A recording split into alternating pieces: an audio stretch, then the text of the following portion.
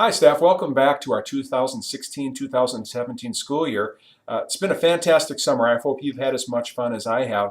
The last few days here I have been giving tours to prospective students and parents, and it's always very rewarding to me to walk around the school. And I think people are struck by just how well cared for our school is, and people just see it really as a great place. And it's always neat for me to talk about the people in the building, our students and staff, that make this a great place. We are going to be giving some short videos to give you some information so you can take some time on your own to go through this information rather than at a staff meeting. So hopefully you're kicking back a little bit and settling in. I'm going to be looking at the staff handbook and just pointing out, I think, 4 or 5 different areas.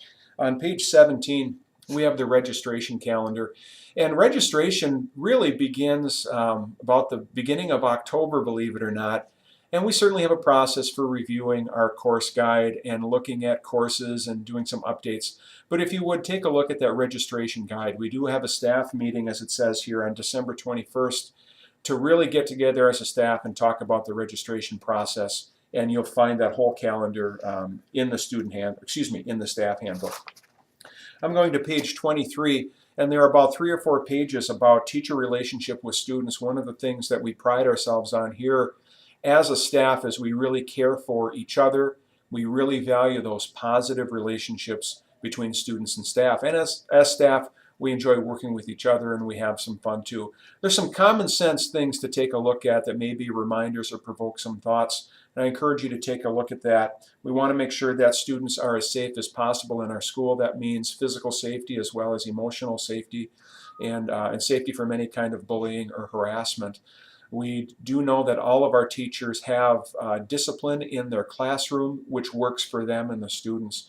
And as principals, we want to support you in that.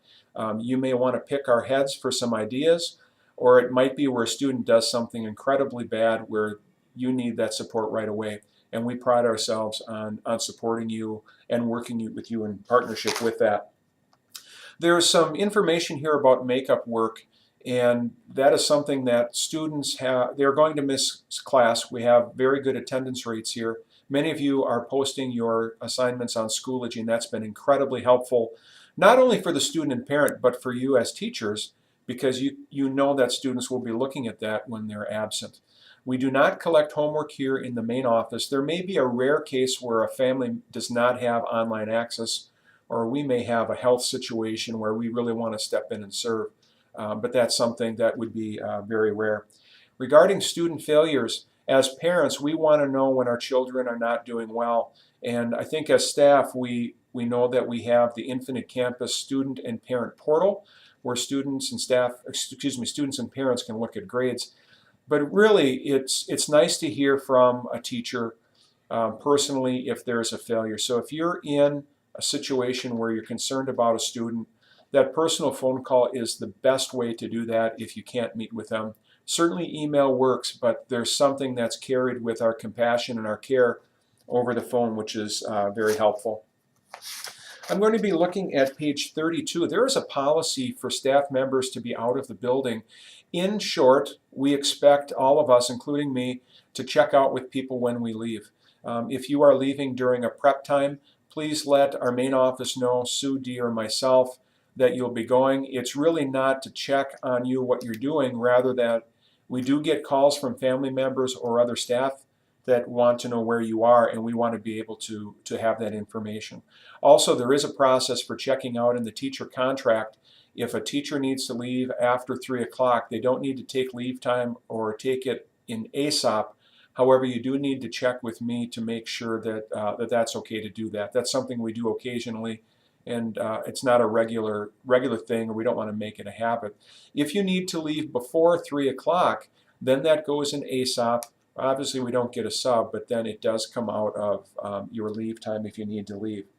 The other part is field trips. If you are leaving on a field trip, even if you don't need a sub, please put that in ASAP again so we know where people are. You may think that everyone knows that you're going to the Institute of Arts, but we may not know, and that's very helpful for us to know that. I'm looking at page 45 and 46. As principals and counselors, we work closely together, and we also have individual areas that we have responsibilities. I encourage you to look at the principals and the counselors to see specifically who is the person that you could connect with if you have a question or a concern.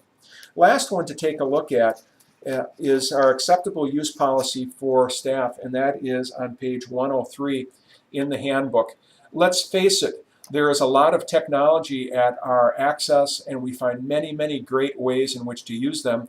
And we also know that there are some times when someone can get in trouble by not using it correctly.